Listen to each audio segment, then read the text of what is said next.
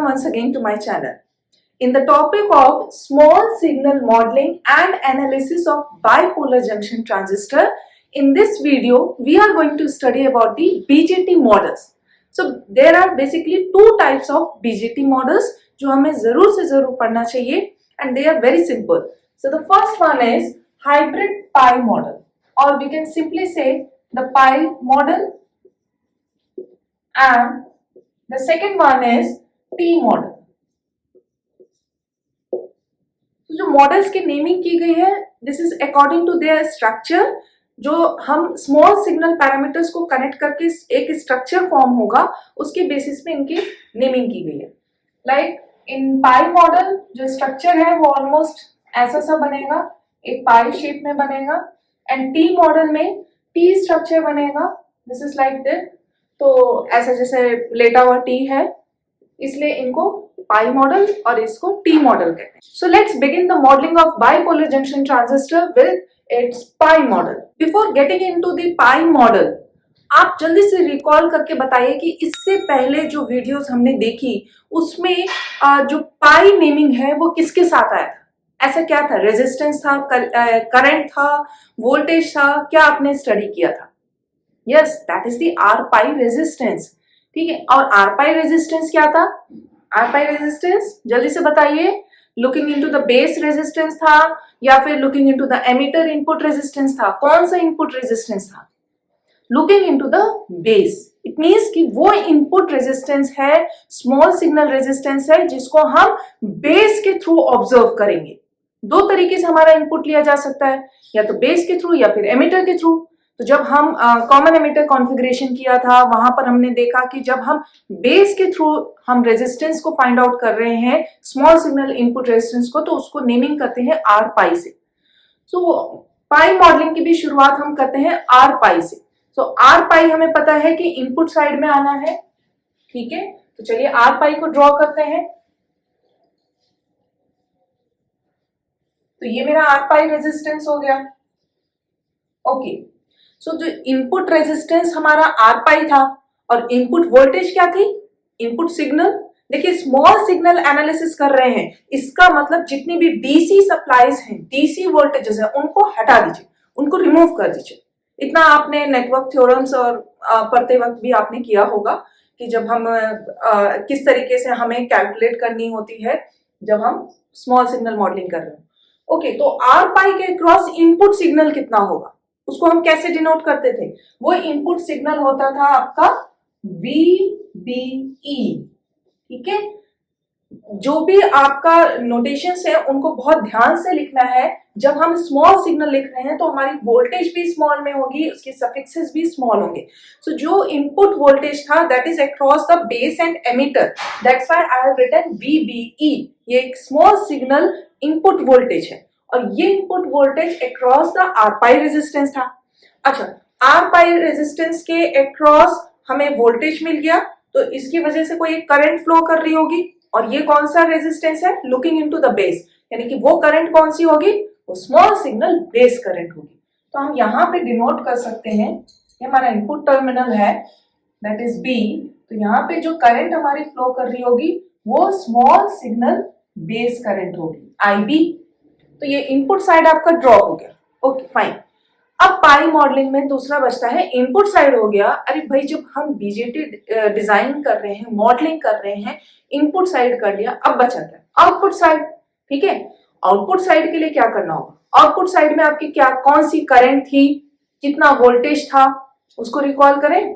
तो output side में जब हम गेन भी निकालते हैं, मोस्ट इंपॉर्टेंटली जो हमारी करंट होती है वो होती है collector current, the small signal collector current. तो स्मॉल सिग्नल कलेक्टर करंट बनाते हैं. ठीक है भाई, ये हमारा ले लेते हैं कलेक्टर टर्मिनल हो गया, और यहां पर हो गई हमारी स्मॉल सिग्नल कलेक्टर करंट.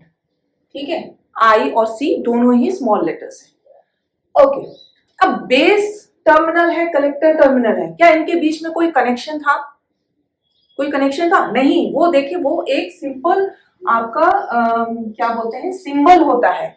लेकिन क्या बेस और कलेक्टर के बीच में बायसिंग कैसी थी? चलिए ये बताइए, बायसिंग कैसी थी? जब भी हम एम्पलीफायर स्टडी कर रहे हैं या फिर हम मॉडलिंग कर रहे हैं तो हम एज्यूम करते हैं कि हमारा बीजीटी जो है वो एक्टिव मोड में कब होने का मतलब होगा कि बेस और कलेक्टर जो है वो रिवर्स बायस्ड है, ये दोनों रिवर्स बायस्ड है। और रिवर्स बायस्ड में normally there is no connection. हम ऐसा मानते हैं, एज्यूम करते हैं कि बेस और कलेक्टर अगर रिवर्स बायस्ड है इसका मतलब उनके बीच में आपस में कोई कनेक्शन नहीं बन रहा या कोई डायरेक्ट करंट फ्लो नहीं कर रही। ऑल्दो ये अभी इस लेवल के लिए आप बस इतना समझिए, आगे चल के हम देखेंगे कि हाँ एक छोटा मोटा कुछ होता है दैट वो क्या होते हैं, वो पैरासिटिक कैपेसिटेंसेस होते हैं, रेजिस्टेंसेस होते हैं, वो हम लेटर ऑन स्टडी करेंगे। वो high frequency small signal modelling होती है, अभी सिर्फ फोकस करना है स्मॉल सिग्नल मॉडलिंग पे। तो हमें पता है कि हम इसकी मॉडलिंग कर रहे हैं, ये एक्टिव मोड में हमारा बीजेटी है, तो कलेक्टर और बेस टर्मिनल आपका रिवर्स बायस्ड है, इनके बीच में कोई कनेक्शन नहीं है, इसीलिए मैं यहाँ इसको ज्वाइन नहीं करूंगी, इसको ज्वाइन नहीं करना है। ठीक है, तो हो गया हमारा कलेक्टर करंट। अच्छा भाई, अब ये कलेक्टर करंट जो थी, इस कलेक्टर करंट का इनपुट साइड से कोई लेना देना था? कोई ऐसी इक्वेशन निकली थी, कोई ऐसा पर्टिकुलर स्मॉल सिग्नल पैरामीटर निकला था कि जिसकी वजह से हम स्मॉल सिग्नल कलेक्टर करंट और इनपुट वोल्टेज को रिलेट कर सकें? भाई पर्पस तो यही है कि आपको ये बताना है कि इन आउटपुट साइड में जो भी चेंजेस हो रहे हैं, ठीक है, आउटपुट साइड में जो चेंजेस हो रहे हैं वो किस वजह से हो रहे हैं, उसमें इनपुट साइड का क्या रोल है? Input side means input current या फिर इनपुट वोल्टेज का क्या रोल है? तो यस, ये जो स्मॉल सिग्नल कलेक्टर करंट है, ये small signal collector current input voltage पे डिपेंड करती है। इस पे ये डिपेंड करेगी। वो फैक्टर क्या था जो इन दोनों को कनेक्ट कर रहा था? वो फैक्टर था ट्रांस कंडक्टेंस, GMVBE। इस ट्रांस कंडक्टेंस को हम अब यहाँ पे यूज करेंगे, यानी कि ये जो कलेक्टर करंट आ रही है इसको आगे हम, this is not a independent source. जो भी कलेक्टर करंट हमने ऑब्जर्व की थी वो एक डिपेंडेंट सोर्स थी, ठीक है, तो हम इसको इसके टर्म में लिख सकते हैं। तो चलिए इसको लिखते हैं, कैसे डिनोट करेंगे हम कलेक्टर करंट और GMVBE? Collector current equals to GMVBE। अब हमें यहाँ GMVBE लिखना है। Here we have shown that the collector current is depending on the input voltage. That's why I have taken a dependent current source symbol, dependent current source symbol, और इसकी value कितनी है? GMVBE। हो गया। Next emitter terminal, ठीक है, emitter terminal को हम बनाते हैं। एमिटर टर्मिनल कहाँ था? एमिटर टर्मिनल बेस और कलेक्टर के बीच में था, तो इस पार्ट से हम एमिटर को कनेक्ट कर देंगे। यहां से हमारा एमिटर कनेक्ट हो गया, ठीक है। हमने एज्यूम किया है कि अभी एमिटर पे रेजिस्टेंस नहीं है, हम एमिटर जो भी इनपुट रेजिस्टेंस देख रहे हैं वो हम बेस के थ्रू देख रहे हैं, इसलिए आरपाई को कंसीडर किया है। तो भाई स्मॉल सिग्नल बेस करंट हो गई, कलेक्टर करंट हो गई, तो स्मॉल सिग्नल एमिटर करंट आएगी। तो ये रही स्मॉल सिग्नल एमिटर करंट। एक बार आप सर्किट को भी अगर देखें तो सर्किट में क्या था, जल्दी से सर्किट भी बना देती हूँ। सर्किट में हमारे पास यहाँ पे RC था, ठीक है। अब हम स्मॉल सिग्नल एनालिसिस कर रहे हैं तो इसको ग्राउंडेड कर दिया, DC सप्लाई को हटा दिया। यहाँ पे हमारी स्मॉल सिग्नल VBE बची, इधर हमारा R पाई आ गया, ठीक है। एमिटर टर्मिनल भी ग्राउंडेड था, ये हमारा एमिटर हो गया, ओके। और यहाँ पे हो गई हमारी small signal base current, small signal collector current, और एमिटर करंट के डायरेक्शन देखिए किधर है, नीचे की तरफ है, यानी IB IC और ये मिल के आई IE। ये आपकी सर्किट थी, इसी सर्किट के हमने ये पाई मॉडलिंग कर दी। इधर से क्लियरली दिख रहा है, ये आपका पाई मॉडल है BJT। This is very simple. लेकिन अभी एक चीज हमें निकालनी बाकी है। हमें IC पता है, IC is equals to GMVB। हमें IB पता है, IB is VBE upon R पाई। बट अभी हमें एमिटर करंट की एक्सप्रेशन नहीं निकाली, एमिटर करंट की एक्सप्रेशन निकाल लेते हैं। That is very simple. अगर आपको आइडिया लग गया है कि कैसे निकलेगा तो आप खुद से ट्राई करिए और चेक करिए कि क्या एग्जैक्टली वही आ रहा है जो मैंने लिखा है। Emitter current is the sum of base current and the collector current. तो बेस करंट लिख लेते हैं। अच्छा, IB plus IC small IC, equation 1, and this IB is VBE upon R pi plus what is IC? IC is GM VBE. Number 2, VBE को common ले लें या फिर VBE अपॉन R pi को कॉमन ले लेते हैं। 1 plus GM R pi. Number 3. Now tell me what is the relation between GM R pi? GM R pi के बीच में क्या रिलेशन होता है? R pi is, रिकॉल करिए, R pi is beta upon GM। इसको यूज करते हैं। So this will be VBE upon R pi 1 plus beta, or we can write it as VBE upon R pi 1 plus beta। ठीक है, ये factor क्या होगा आपका? R pi upon 1 plus beta. What will be this factor? R pi upon 1 plus beta, it is RE. ये RE है, small signal emitter resistance. So let's write it. Then this small signal emitter current is equals to VBE upon RE. Okay? हमारी सारी currents आ गई, base आ गई, collector हो गई और emitter current की भी एक्सप्रेशन हो गई।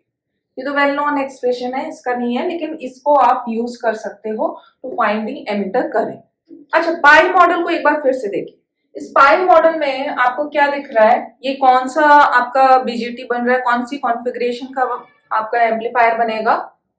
Voltage controlled current source, current controlled current source, या फिर करंट कंट्रोल्ड वोल्टेज सोर्स? कौन सा बीजेटी होगा? देखिए, आउटपुट साइड पे फोकस करिए। IC is equals to GM VBE। Input side में VBE है, आउटपुट साइड में आपका कलेक्टर करंट है। Right now it is voltage controlled current source. अब एक टास्क आपके लिए, क्या आप इसको कन्वर्ट कर सकते हो करंट कंट्रोल्ड करंट सोर्स में? कैसे करोगे? यही सब रहेगा, कुछ कुछ चीजें चेंज होगी। करंट, इसको ट्रांसफर करिए करंट कंट्रोल्ड करंट सोर्स में, बनाइए। कैसे आपकी पाई मॉडलिंग होगी, क्या क्या वैल्यूज चेंज होगी कि यही स्ट्रक्चर आपका करंट कंट्रोल करंट सोर्स बने। पाई मॉडल ही रहेगा। ठीक है, तो बनाइए, ट्राई करिए, वीडियो को पॉज भी कर सकते हैं और फिर उसके बाद उसको रिप्ले कर सकते हैं। आई होप आप सबने कर लिया होगा, इसको कन्वर्ट कर लिया होगा वोल्टेज कंट्रोल करंट सोर्स से करंट कंट्रोल करंट सोर्स से। ओके, तो जिन्होंने नहीं किया है वो देख लीजिए कि कैसे होगा और इसको समझ लीजिए।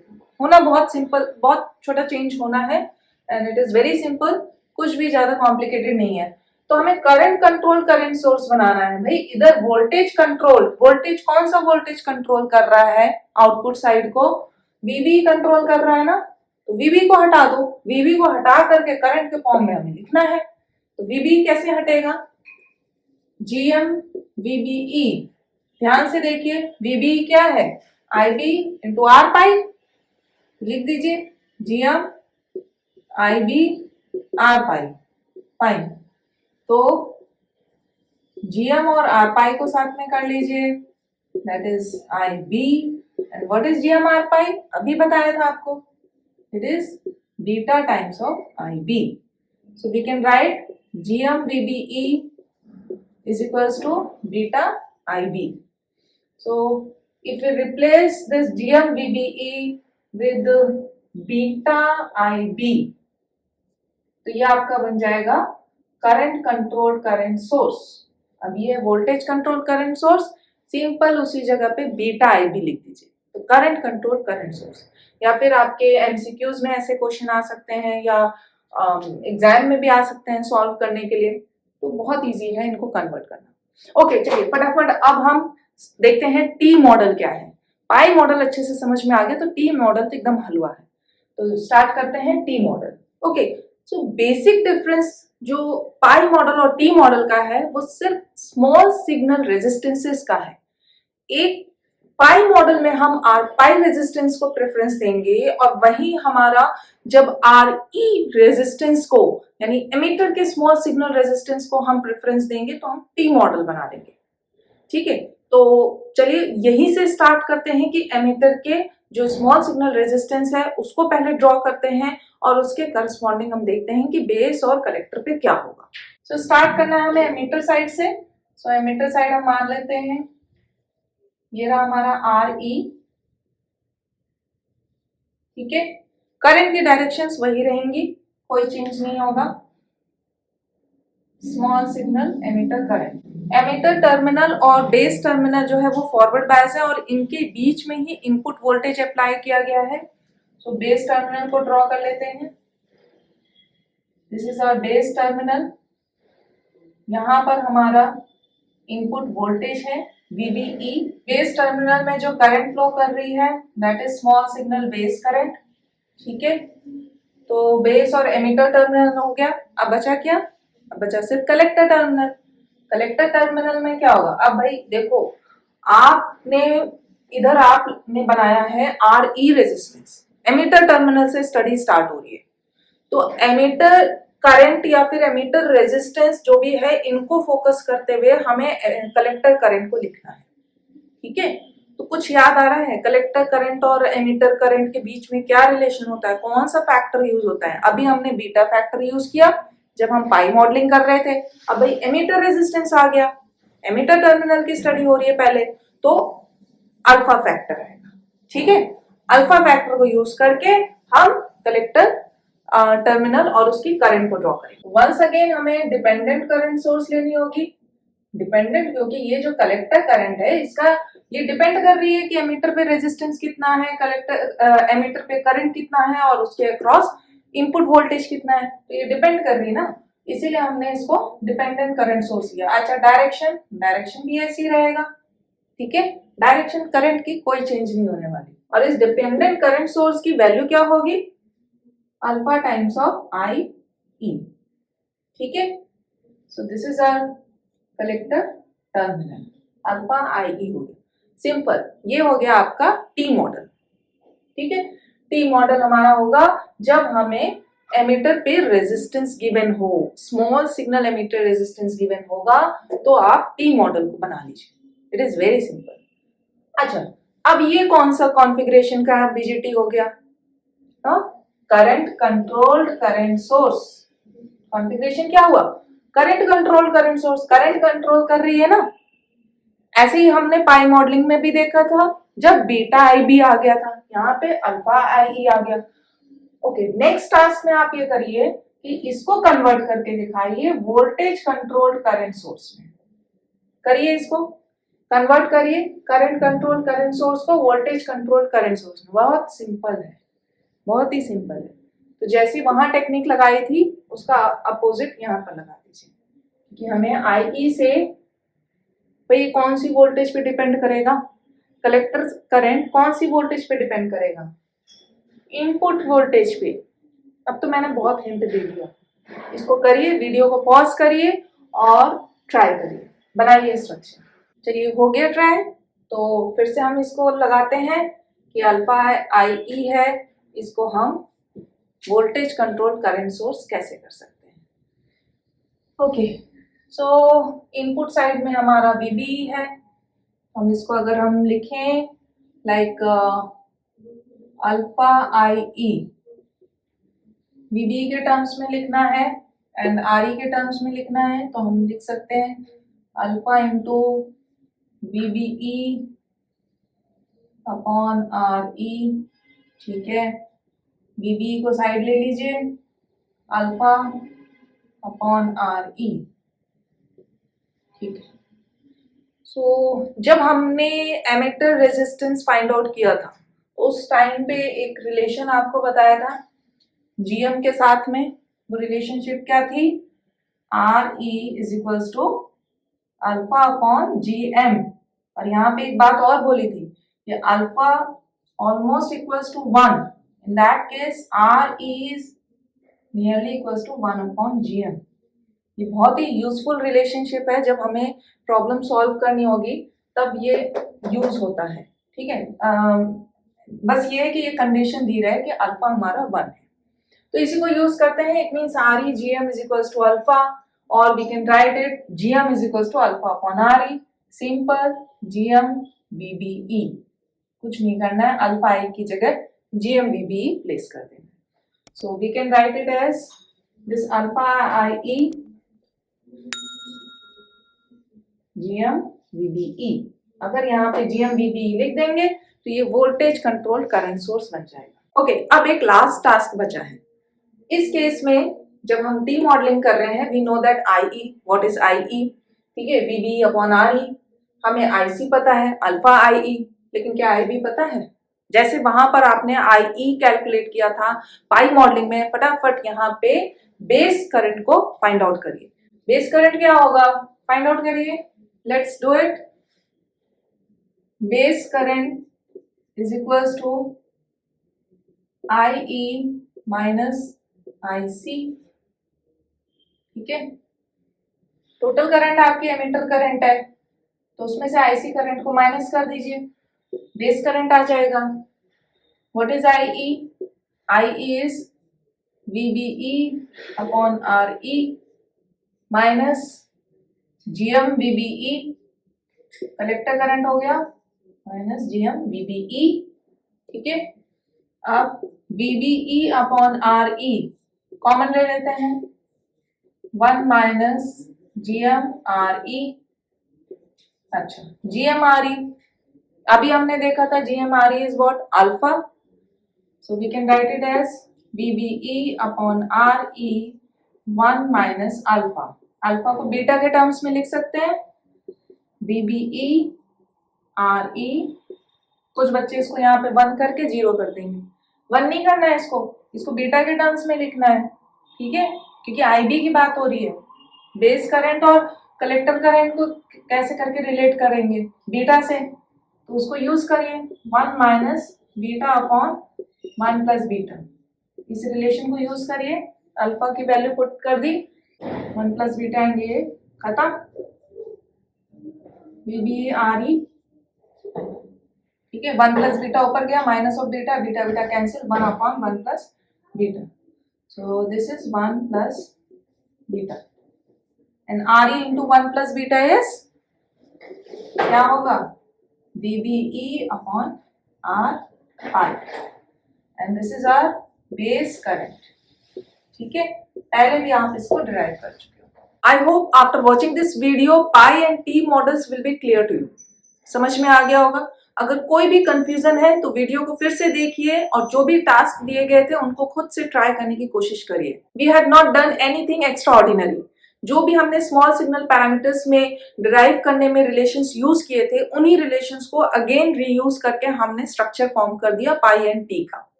Okay, in the next video I am going to tell you how to apply these pi and t models to analyze a BJT amplifier. Thank you so much for watching this video.